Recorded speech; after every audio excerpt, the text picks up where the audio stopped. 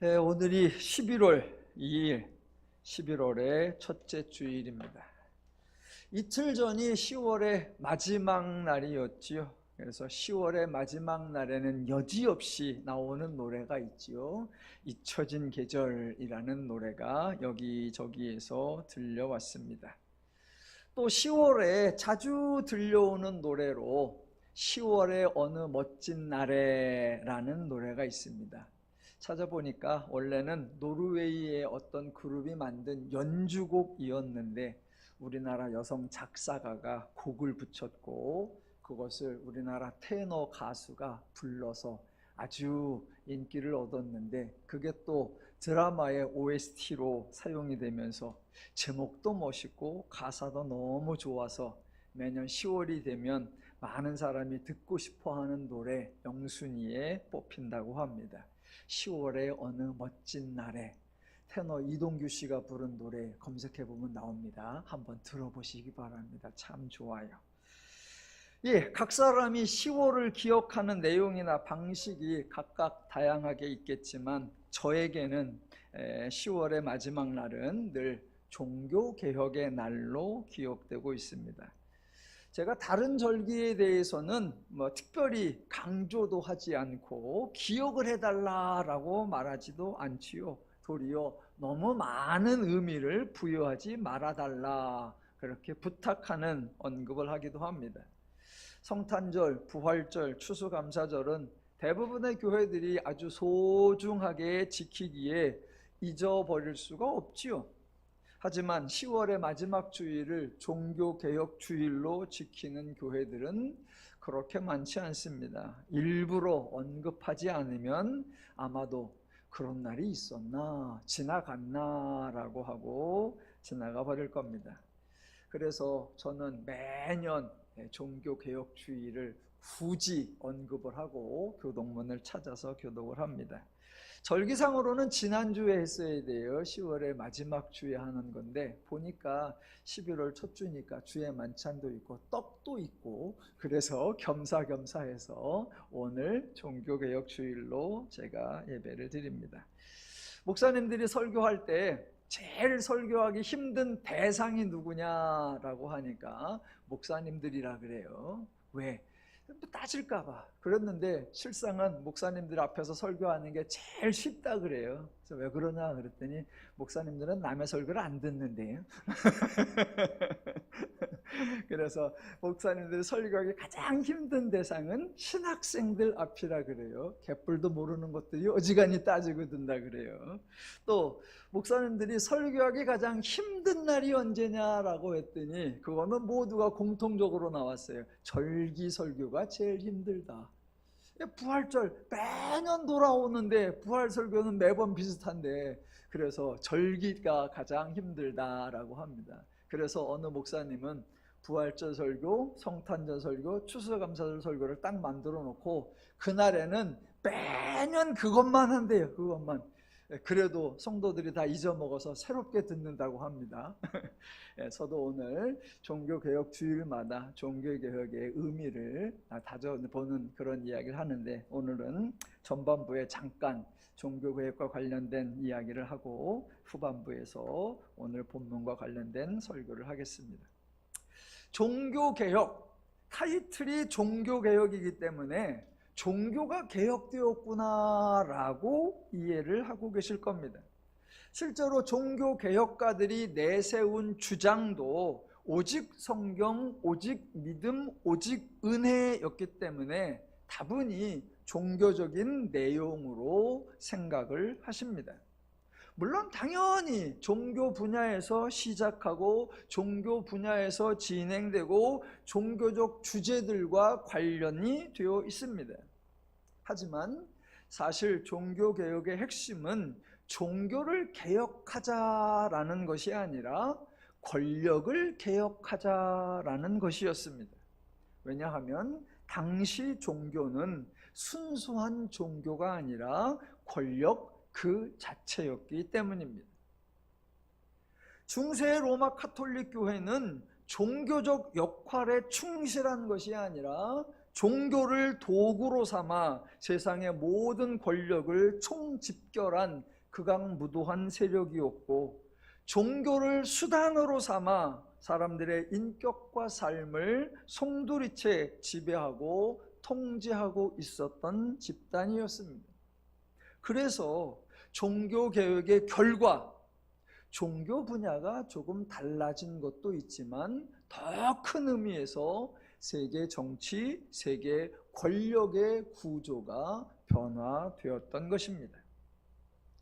당시 로마 카톨릭은 교회라고 하는 곳이 하나님 나라를 위임받은 지상의 통치 기구다라고 선언을 했습니다.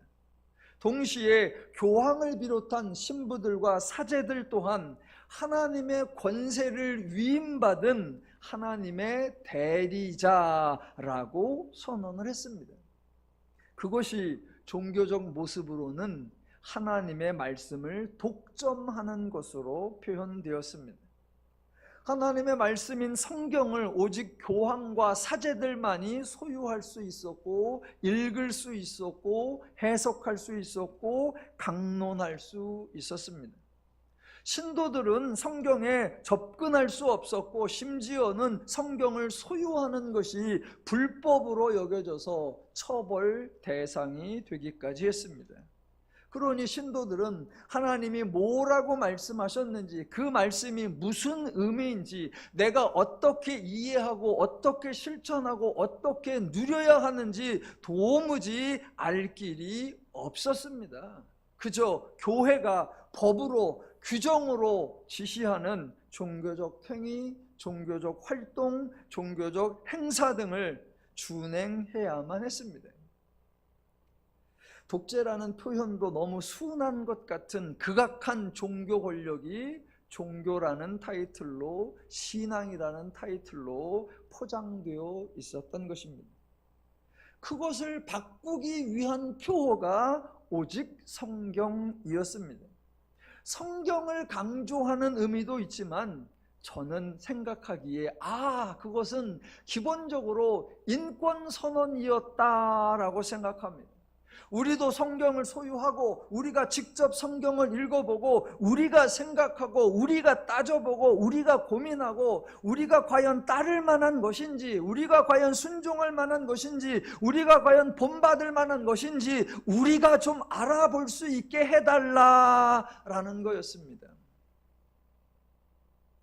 어떤 우상신이 아니라 하나님이라는 신을 섬기는 종교가 하나님의 형상을 따라 창조된 인간을 그렇게 취급하는 종교 권력이 되었을 때, 종교개혁은 그거에 저항하는 것이었습니다. 그래서 오직 성경은 성경을 달라라는 부탁이 아니라 인간을 인간으로 존중해 달라라는 절규였습니다. 그 절규를, 제발 인간을 존중해 달라는 그 절규를 교회를 대상으로 해야 했다는 사실이 인류가 경험한 최고의 비극이었지 않나 생각합니다. 저는 그래서 종교개혁을 생각할 때마다 그래, 목사 우선주의를 제발 좀 떨치자. 목사가 제일 중요하고 목사를 제일 먼저 섬겨야 하고 목사를 제일 높여야 한다. 그런 망상 제발 좀 없애자. 그래서 제가 그런 의미에 실천하는 것 중에 하나가, 저는 교회에서 목사 생일 챙기는 게 그렇게 꼴보기 싫어요.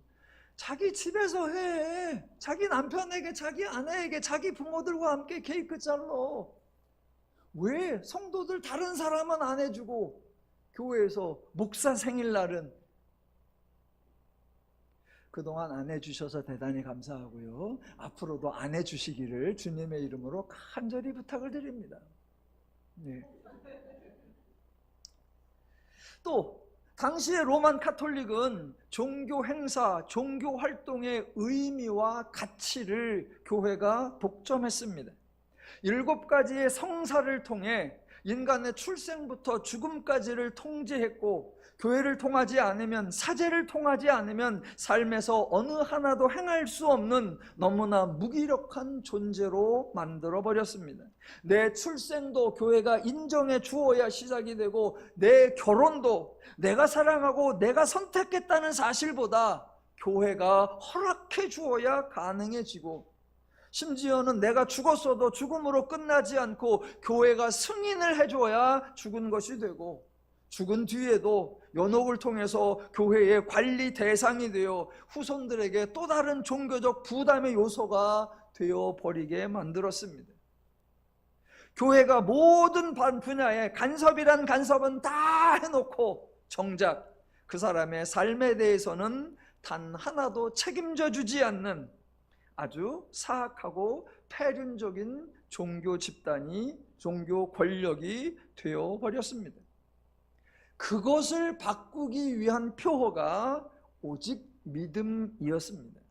정작 당사자와는 아무리 상관이 없는 교회의 종교 행사, 본인의 이해도 깨달음도 동의도 전혀 무관한 그저 사대들이 진행하는 종교 행위, 무엇을 하든 어떻게 하든 얼마를 하든 교회와 사제들에게만 유익이 될 뿐 각 사람에게는 아무런 혜택도 주어지지 않는 종교 활동들의 무의미, 무가치함을 지적하고, 제발 내가 알고 내가 이해하고 내가 고백하고 내가 참여하고 내가 감동하고 내가 누릴 수 있게 해달라라는 호소와 간구였습니다.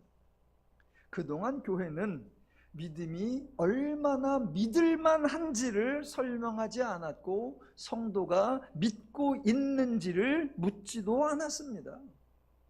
내가 100번 기도한 것도, 내가 1000번 감사한 것도, 내가 10,000번 찬양한 것도 사제가 승인하지 않으면 헛것이 되어버리게 만드는 것, 그것을 거부하고 내 믿음, 내 신앙을 존중해 달라라고 했던 겁니다. 저는 그런 차원에서 가능하면 교회가 주도하는 종교 행사, 종교 활동을 줄이자. 각 성도가 자신의 믿음을 점검하고 자신의 신앙의 내용을 확인하고 자신의 방식으로 그 믿음과 신앙을 표현하고 누릴 수 있게 하자. 그래서 저희 교회가 그런 종교 활동을 줄여나가는 겁니다. 세 번째, 로마 카톨릭은 당시에 세상과 전혀 다를 바가 없는 공로주의를 시행했습니다. 인간의 삶을 지배하고 통제한 것을 넘어서 인간에게 희생과 헌신을 요구한 것입니다. 종교가 요구하는 것을 시행하지 않으면 어떠한 축복을 받을 수 없고 대신 신의 저주와 형벌을 받을 것이라고 겁박을 했습니다. 성도들의 헌신과 희생이 얼마만큼의 가치와 효과가 있는지도 그 성도의 수준과 상황을 고려하지 않은 채 교회가 결정했습니다. 혹시라도 공로를 세우지 못한 사람들에게는 성인들이 세운 공로를 나누어 줄 테니 그에 해당하는 값을 치르라고 했습니다. 헌신과 충성은 세금이라는 명분으로, 헌금이라는 명분으로 결국은 재물을 바치게 하는 것이었습니다. 종교가 권력을 가지고 약탈과 갈취를 일삼은 겁니다. 교회는 비대해지고 종교는 강력해지고 사제는 부유해졌지만 성도들의 삶은 곤고함 그 자체였습니다. 그것을 바꾸기 위한 표어가 바로 오직 은혜였습니다.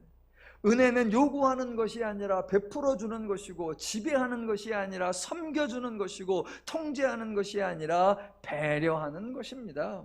권력 집단으로 전락한 종교에게 도무지 기대하지 못하는 상태이기에 하나님께 호소한 겁니다. 전지전능한 분이요 천지 만물을 창조하신 분으로서 모든 것을 다스릴 권한을 가지신 분, 비교 불가, 대체 불가 그 권력자 자체인 하나님이 그 권력으로 인간을 간섭하고 통제하는 게 아니라 인간을 후원하고 인간에게 필요한 것을 솔선하여 베풀어 주시고 친히 인간과 동행하시며 인간을 불행하게 만드는 죄로부터 보호해 주시고 기엽고 행복하게 할 수 있도록 책임져 주시는 하나님의 은혜에 호소했던 겁니다. 하나님을 섬긴다는 교회가 정작 하나님의 사역과 얼마나 다른, 얼마나 엉뚱한 짓을 했는지 모릅니다. 그런 의미에서 저희 더누림교회는 교회가 부유해지는 것을 별로 원치 않습니다. 성도들의 삶이 먼저 부유해지고, 성도들의 삶이 먼저 풍성해지고, 성도들의 삶이 먼저 넉넉해져야 합니다. 그래서 그 하나님의 은혜를 받은 성도들의 부유하고 넉넉하고 풍성한 삶이 너무 감사해서 이런 삶을 베풀어 주신 하나님의 은혜로다 라고 고백하며 신앙에 헌물을 드리는 것, 그것으로 충분하다. 성도들은 곤고한데 예배당을 짓기에 우선하고 여러분의 삶이 먼저가 아니라 하나님을 먼저 풍요롭게 하라 라고 하는 거, 종교 권력이 행했던 부패한 모습이었습니다. 더누림교회는 창립 때부터 지금까지 교회의 무엇을 더 확장하고 더 부유하고 더 크게 하려고 시도하지도 않았고, 현재도 하고 있지 않고 앞으로도 하지 않을 겁니다. 하나님으로 인해 여러분이 먼저 행복하고, 여러분이 먼저 부유하고, 여러분이 먼저 넉넉하고, 여러분이 먼저 풍성해지시기를 주님의 이름으로 축원합니다. 종교개혁은 사실 신앙적 고민에서, 종교적 갈등에서 시작한 것이 아닙니다. 루터라는 사람이 시작을 한 걸로 알려져 있는데, 루터도 당시 독일 카톨릭 사제였습니다. 독일에서 여러 교회들에서 헌금을 모았습니다. 그랬는데 그 헌금을 로마의 교황청으로 다 상납을 해야 했습니다. 그게 불만이었어요. 왜 독일의 교회들이 모은 헌금을 우리 독일에서 쓰지 아니하고 왜 로마로 보낼까? 그래서 로마는 부유해지고 왜 독일은 여전히 곤고할까? 예, 그 갈등, 그 고민에서부터 시작되었었습니다. 사세가 시작한 종교개혁이 당시에 독일의 공작들, 독일의 정치가들이 후원을 해주고 보호해 주어서 성공을 할 수가 있었습니다. 독일의 정치가들이 왜 후원을 했게요? 아, 맞아. 왜 독일의 경제가, 왜 독일의 재물이 로마로 가야 되고, 우리는 왜 로마의 지배를 받아야 되고, 왜 우리는 로마의 간섭을 받아야 하는가? 그런데 독일의 사제가 저런 걸 하네. 그러면 그 사제와 합하여 우리도 로마의 간섭과 로마의 통제로부터 벗어나자, 독립하자, 그 욕심이 같이 맞아 떨어졌기 때문입니다. 그 결과 중세 로마 카톨릭의 종교 권력에서 벗어나기 위해 종교 개혁을 했는데, 결국 기독교가 만들어졌는데 새로운 종교 권력이 되어버렸습니다. 늘 이 패턴이었습니다. 유대교도 하나님을 섬긴다고 하면서 똑같은 짓을 했고, 카톨릭도 하나님을 섬긴다고 하면서 똑같은 짓을 했고, 기독교도 하나님을 섬긴다고 하면서 똑같은 짓을 하고 있고, 오늘날 우리나라에서 사이비 종교들이 가장 집중하는 것 중에 하나가 뭐예요? 정치 세력과 결탁하여 권력을 가지려고 하는 것. 예, 모든 종교들의 변질입니다. 다른 종교야 변질되건 왜곡되건 뭐 제가 신경 쓸 건 아니지만, 하나님을 섬긴다고 하는 이 기독교에서 이런 변질과 왜곡이 발생하는 이유가 무엇일까? 예, 저는 하나님에 대한 이해가 잘못되었기 때문이다 라고 생각합니다. 우리 하나님, 더누림교회에서는 하나님을 뭐라고 선포합니까? 우리 기독교의 하나님은 일하시는 분이다 라는 겁니다.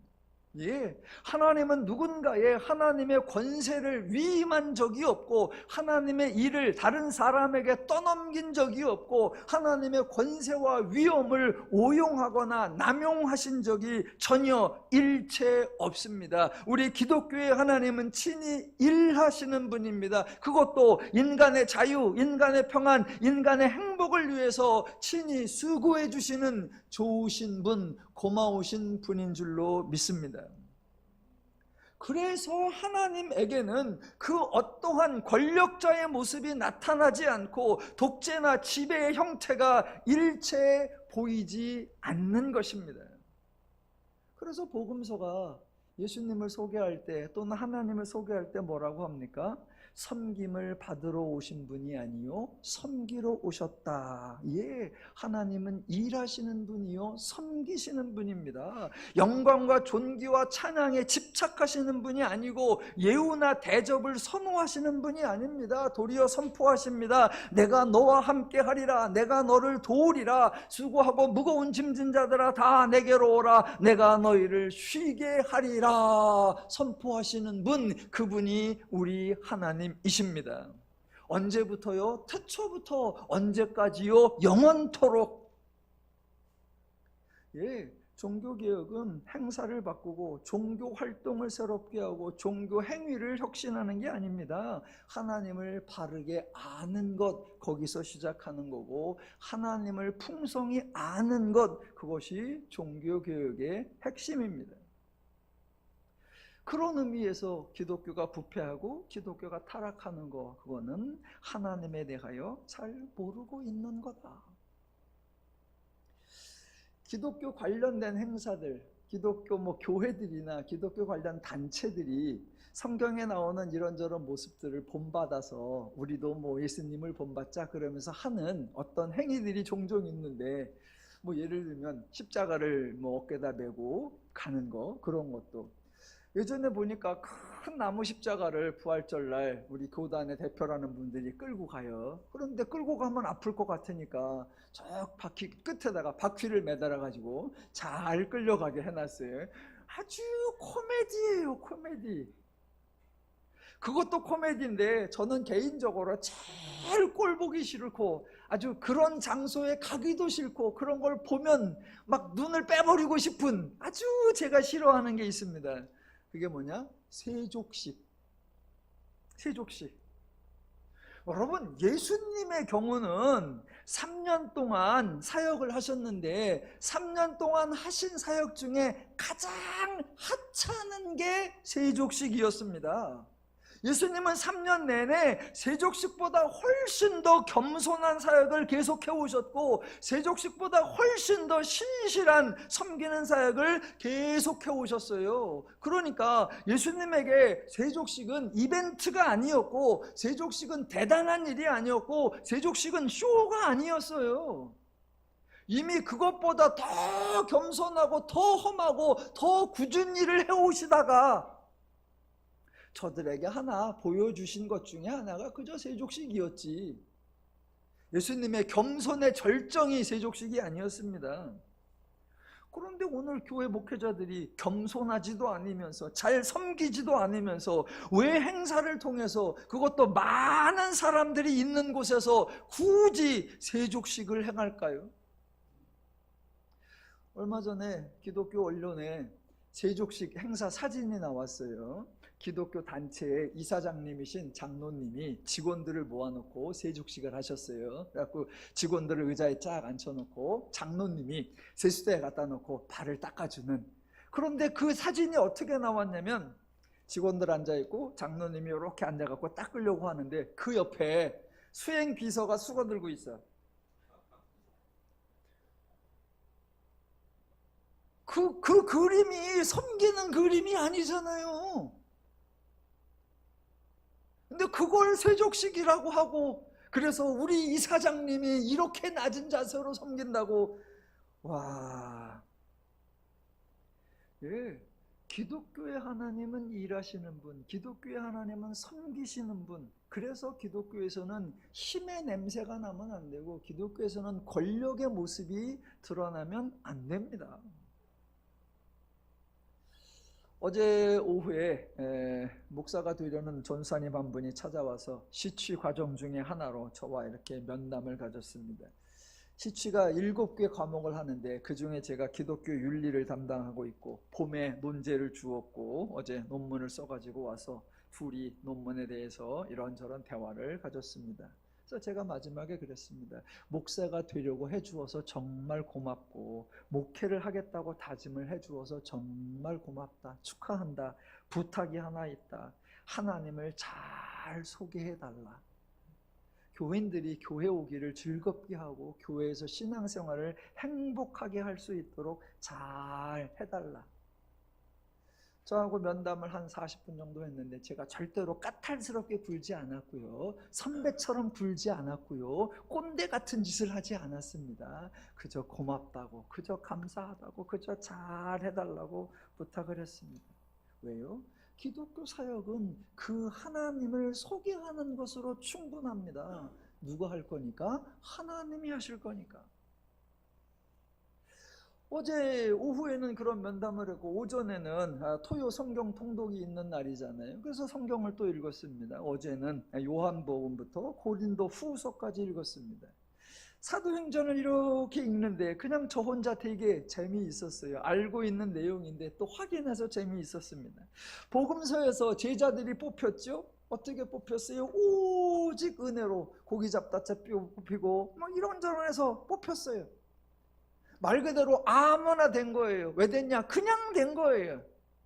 그렇게 제자가 되었는데 이제 사도행전 가니까 유다가 죽은 자리를 대신 채우자 그랬더니 요 11명의 제자가 아무나 하면 안 되지. 여기는 자격이 있지. 우리처럼 3년 정도 예수님하고 따라다닌 사람 중에 하나를 골라야지. 그렇게 말을 해요. 그 구절을 읽는데 제가 막 혼자 웃음이 나왔어요. 그 구절 볼 때마다 제가 하는 말, 쥐들이 3년 동안 뭐 했다고? 3년 동안 무슨 보탬을 해주었다고?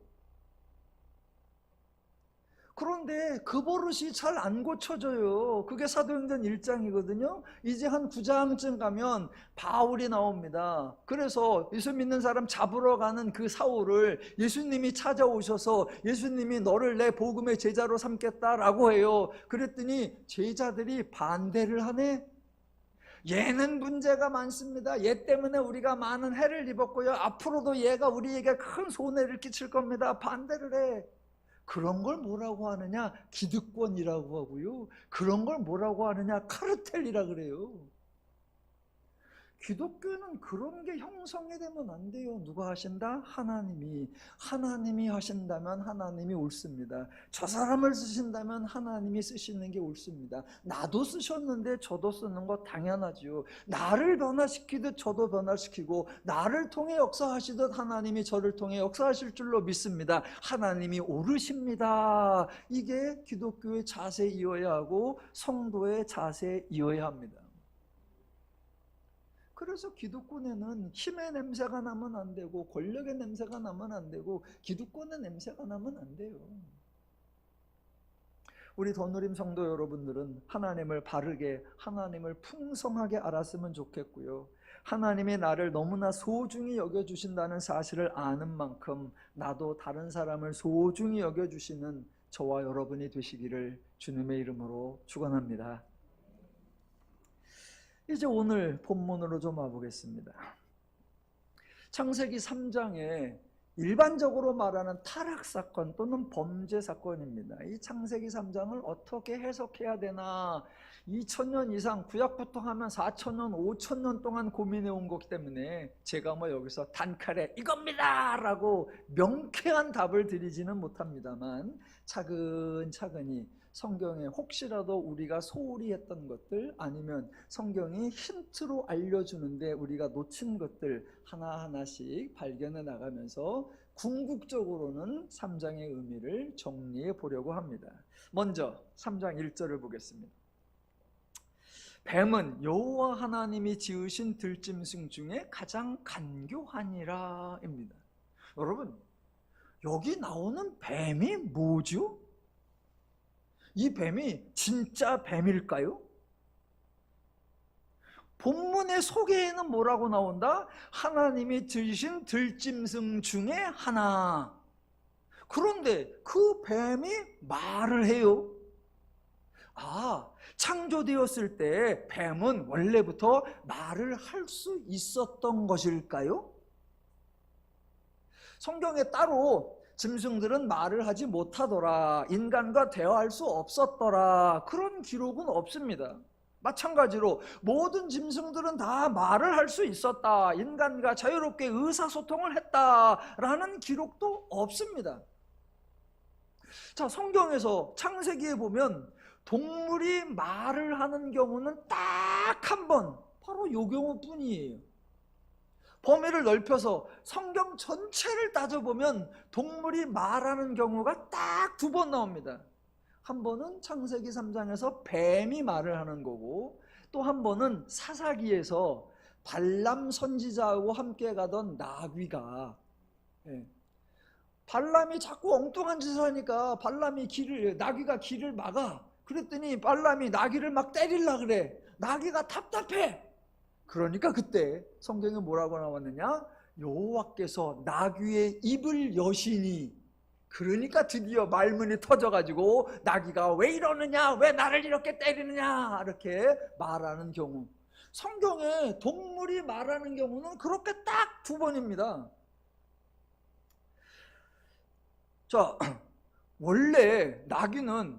원래는 뱀처럼 처음부터 말을 했는데 창세기 3장 이후에 이 사건 이후로 타락해서 말문을 못하게 막아진 걸까요? 아니면 원래 동물들은 다 말을 못하는데 창세기 3장에서도 특별한 사례고 나귀도 특별한 사례일까? 도대체 뱀이 뭐예요? 정체가? 그냥 그동안 기독교에서 말해온 대로 뱀은 실제 뱀이 아니라 사단을 상징하는 거다, 그거예요? 자, 천천히 살펴나갈 겁니다. 저와 여러분은 창세기부터 계시록까지 다 나와 있는 성경을 가지고 있습니다. 하지만 구약시대에 살았던 사람들은 신약을 가지고 있지 않았죠. 구약시대에 살았던 사람들 중에도 예언서 시대, 그 앞에 왕정시대, 그 앞에 사사시대, 그 앞에 출애굽기 시대, 그러면 출애굽기 시대나 창세기 시대 사람은 성경이라고 할 수 있는 그 어떤 자료도 가지고 있지 않았습니다. 그러니까 지금 창세기 3장을 어떻게 이해해야 되나? 가장 기본적으로는 본문에 충실해서 본문에 나오는 것을 근거로 해석을 해야 하죠. 그런데 본문의 내용이 풍성하지 않으면 우리가 파악하는 데 좀 어려움이 있죠. 대신 하나님이 창세기부터 계시록까지 나와 있는 성경을 주셨으니까 그런 성경을 가지고 있는 저와 여러분은 성경 전체를 통해 해당 본문을 조금 더 바르게, 조금 더 풍성하게 이해할 수 있죠. 저희가 지금은 창세기 3장을 보고 있으니까 우선은 창세기 3장에 집중해서 해석을 시도해보고, 잘 모르겠다 그거는 일단 지나가고, 그러다 다음에 또 이것을 이해할 수 있는 성경의 보충 자료가 나오면 그때 참고해서 또 해석을 시도해 보겠습니다.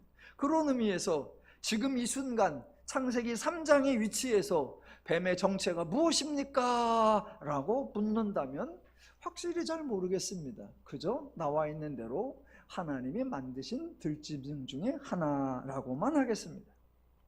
대신 성경을 읽을 때 저와 여러분이 꼭 주목해야 하는 것, 성경이 말하려고 하는 것에 집중하고 성경이 알려주려고 하는 것을 알려고 해라 라는 거예요. 말을 거창하게 했습니다. 쉽게 하면 사람이 손가락으로 달을 가리키면 저 달을 봐야지, 이 손가락을 바라보면서 손가락이 왜 이렇게 길어요? 손가락이 왜 이렇게 검해요? 손가락의 그 반지는 뭐예요? 여기에 집중하면 안 된다. 이 본문이 말하려고 하는 것을 듣고 이 본문이 알려주려고 하는 것을 알아야 한다라는 거예요. 자, 그런 의미에 3장 1절 다시 돌아와 봅니다. 자, 제가 1절 읽어볼게요. 그런데 뱀은 여호와 하나님이 지으신 들짐승 중에 가장 간교하니라. 뱀이 여자에게 물어 이르되 하나님이 참으로 너희에게 동산 모든 나무 열매를 먹지 말라 하시더냐. 여러분, 1절이 강조하려는 게 뭘까요? 뱀의 정체가 무엇이냐? 뱀이 사용한 언어는 어떤 언어일까? 하나님은 왜 간교한 짐승을 만들었을까? 하나님은 이렇게 간교한 뱀을 왜 여자와 한 공간에 두셨을까? 이런 게 핵심이 아닙니다.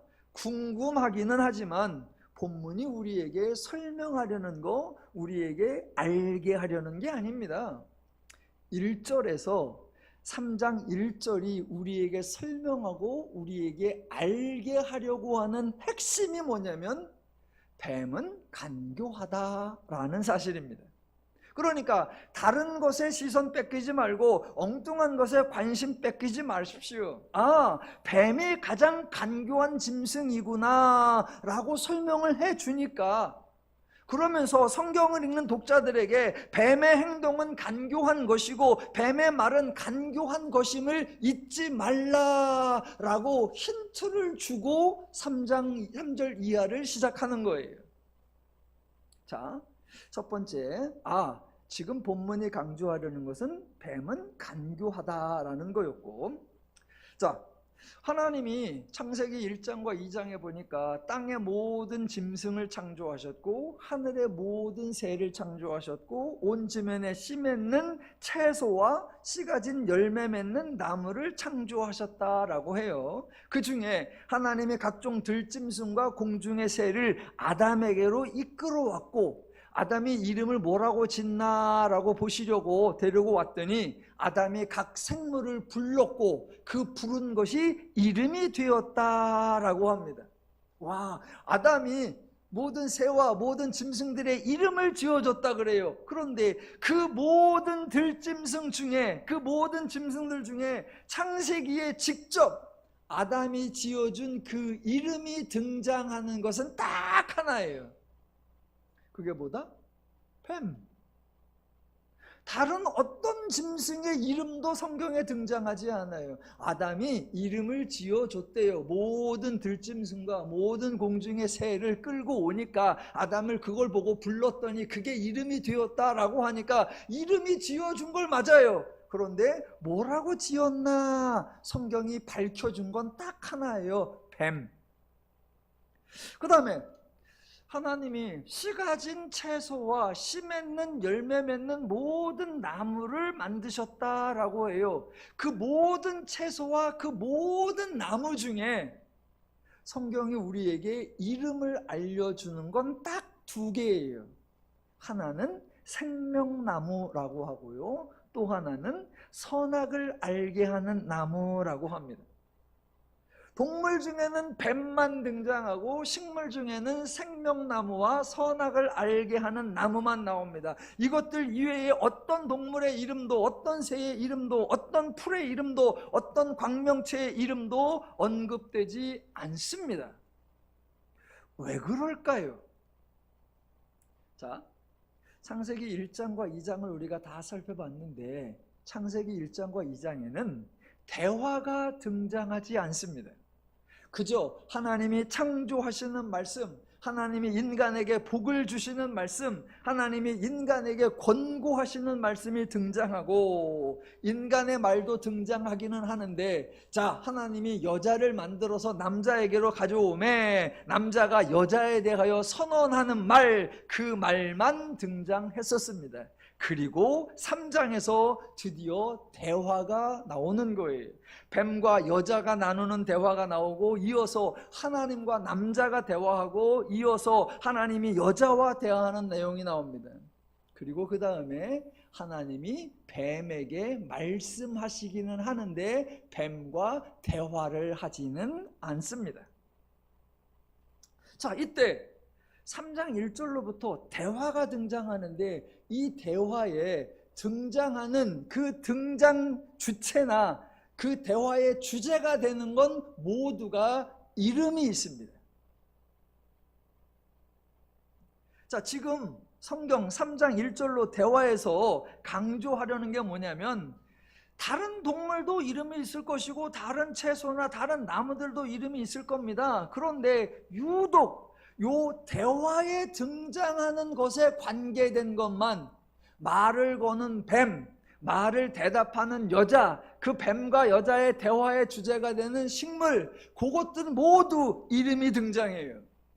그러니까 지금 창세기 3장은 이 이야기가 그저 막연한 이야기고 뜬구름 잡는 이야기고 뭔지 정확하게 모르는 그저 애매한 이야기가 아니라 정확한 주체가 정확한 주제를 가지고 실제적이고 구체적인 대화를 하고 있다라는 것을 말해주는 거예요. 자, 그러면서 지금 이 3장이 끌고 가는 게 뭐냐면, 뱀이 무엇이고 나무가 무엇이냐가 아니라 이 간교한 자가 하나님이 언급하신 그 나무와 관련된 대화를 이루어가고 있는 그 내용, 그 주제에 집중해야 한다라고 우리를 이끌어가고 있는 거예요. 자, 여기서 제가 늘 여러분에게 말씀드리는 게, 성경에 나타난 용어들, 성경에 나타난 표현들의 기준이 누구다? 하나님이. 그 의미가 하나님적 의미, 하나님적 개념, 하나님적 내용이에요. 그런데 저와 여러분은 세상에 살면서 너무나 일상적으로 쓰고 있는 우리들의 기준, 우리들의 가치, 우리들의 개념, 좀 더 직설적으로 표현하면 죄적 가치, 죄적 의미, 죄적 내용이 있어요. 그러니까 하나님이 하나님적 의미와 내용과 개념으로 설명하는 것을 우리는 자꾸 우리의 의미와 내용과 개념으로 읽으려고 하니까 이게 무슨 말인지를 잘 이해하지 못하는 경우가 있어요. 그래서 오늘 본문도 그런 게 여러 개 나와요. 그래서 그런 게 무엇인가 보고 앞으로 그거에 대한 힌트가 나오면 아, 이거였구나 라고 제가 정립을 할 겁니다. 자, 선악을 알게 하는 나무와 관련해서는 지난주 말씀드린 것처럼 3가지 버전이 나온다고 했습니다. 하나님은 뭐라고 하셨다? 선악을 알게 하는 나무의 열매는 먹지 말라. 내가 먹는 날에는 반드시 죽으리라. 그랬더니 여자는 뭐라고 하냐? 동산 중앙에 있는 나무의 열매는 하나님의 말씀에 너희는 먹지도 말고 만지지도 말라. 너희가 죽을까 하노라. 뱀은 또 이렇게 말하죠. 너희가 결코 죽지 아니하리라.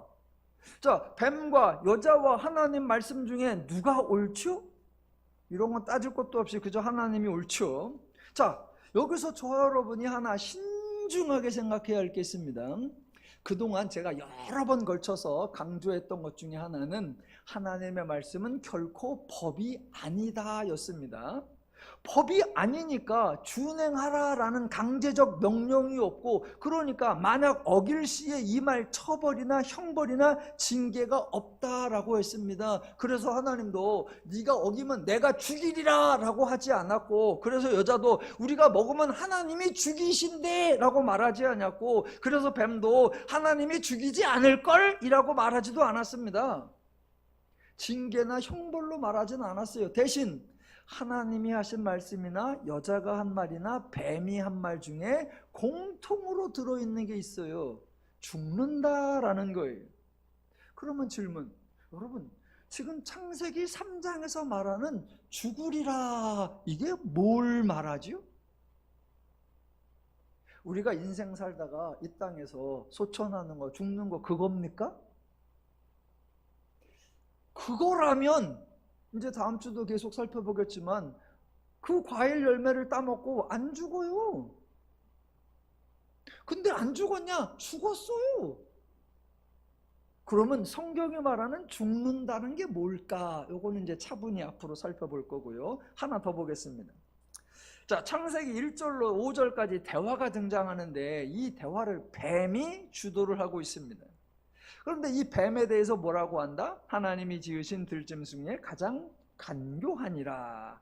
예, 하나님의 말씀을 명확하게 하지 않은 것이 아니죠. 하나님은 2장 16절 17절에서 말씀을 분명하게 하셨습니다. 그런데 간교한 뱀이 간교한 질문을 했고, 더 나아가 하나님이 말씀하신 것과 다른 말, 즉 너희가 결코 죽지 아니라 라고 하였고, 더 나아가 하나님이 전혀 말씀하지 않은 말까지 합니다. 그게 3장 5절이에요.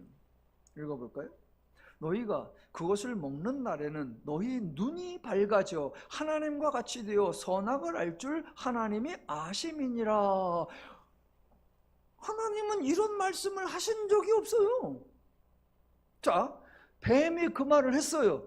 그런데 6절에 보니까 여자가 먼저 그 열매를 따먹고 자기와 함께한 남편에게도 주매 그도 먹었다라고 합니다. 와, 드디어 먹었습니다. 그랬더니 놀라운 일이 생깁니다. 그 놀라운 일이 7절. 이에 그들이 눈이 밝아져 자기들이 벗은 줄 알고 무화과나무로 잎을 엮어 치마를 삼았더라. 놀라운 일이 2가지가 벌어졌습니다. 하나, 눈이 밝아져.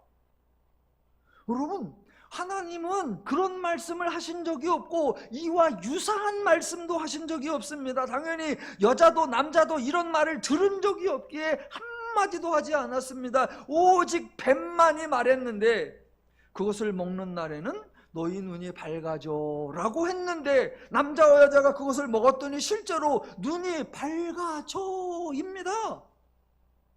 와, 뱀이 사실을 말했네요. 와, 그러면 하나님이 감추고 있었네요. 아니, 뱀이 눈이 밝아진다고 했는데 먹으니까 눈이 밝아졌어. 뱀이 말한 대로 됐네. 놀라운 일 두 번째. 와, 눈이 밝아진 건 놀라운데 밝아진 내용이 다릅니다. 원래 뱀이 뭐라고 했다? 너희 눈이 밝아져 하나님과 같이 되어 선악을 알 줄 하나님이 아심이니라. 예, 눈이 밝아지면 하나님과 같이 되어 선악을 알게 된대요. 그런데 결과는 어떻게 되었습니까? 7절, 눈이 밝아져 자기들이 벗은 줄을 알고.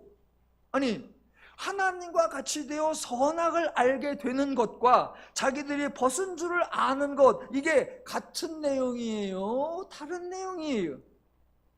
뱀이 말한 대로 된 거예요? 안 된 거예요? 아, 눈이 밝아져는 됐고 뒤에 건 안 됐으니까 절반은 되고 절반은 안 된 거예요.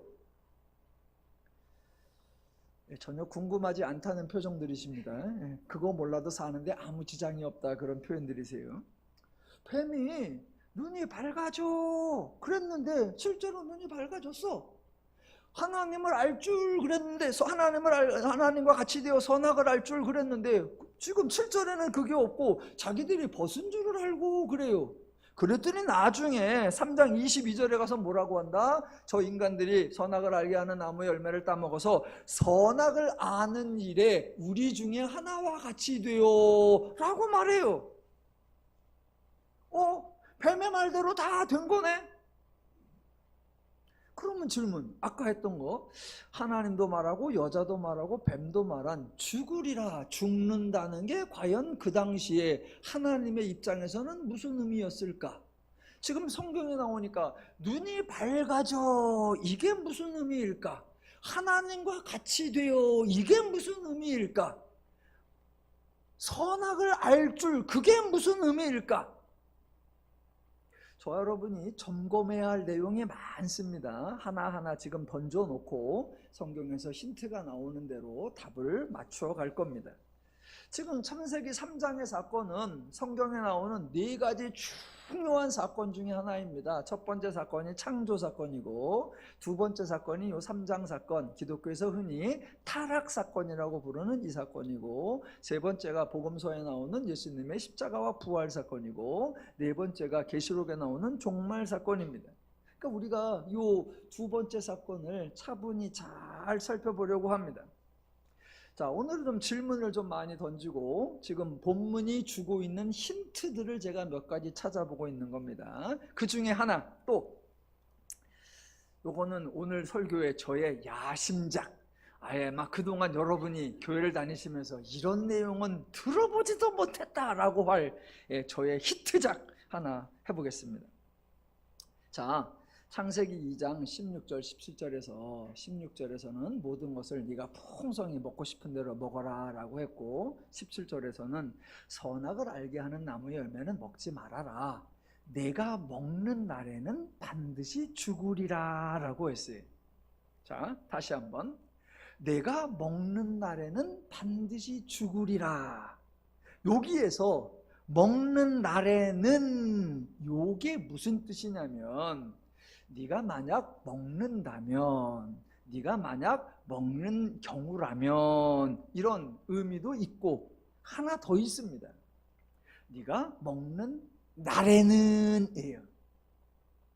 자, 우리말로는 내가 먹는 날에는 반드시 죽으리라. 그러니까 먹는 날에는 이게 뭐다? 네가 만약 먹으면, 네가 그 짓을 하면, 네가 그런 일을 벌이면 그 행동에 집중돼 있습니다. 우리들의 언어 습관이. 예를 들어 이제 고등학생 아들이 하나 있는데 어느 날부터 오토바이를 그렇게 타고 싶어해. 그러면서 부모에게 막 애걸복걸합니다. 오토바이 한 번만 타게 해달라고, 오토바이 한 번만 사달라고. 그러면 내가 평생 나중에 아버지 유산을 안 받아도 좋으니까 제발 오토바이 좀 사달라고. 하도 사달라고 하니까 이제 아버지가 오토바이를 사줍니다. 그러면서 하는 말이 있죠. 너 사고 나는 날에는 당장 오토바이 팔아버린다. 자, 그때 너 사고 나는 날에는, 그 사고 나는 날에는 그게 무슨 뜻이냐면, 만약 사고를 낸다면, 만약 사고를 당한다면, 어쨌거나 사고가 발생하면 그거를 우리는 사고 나는 날에는 이라고 얘기를 하죠. 그런데 지금 하나님이 말씀하신 내가 먹는 날에는, 요거는 그거 플러스 하나가 더 있어요. 자, 설명을 드려볼게요. 자, 내가 먹는 날에는 반드시 죽으리라, 이 표현은 내가 만약 먹는다면, 내가 먹을 경우에는 이라고 하는 먹는 행동을 강조하는 의미가 기본적으로 있습니다. 그래서 영어 성경에 요 구절을 이렇게 번역을 했어요. 뭐라고 했느냐?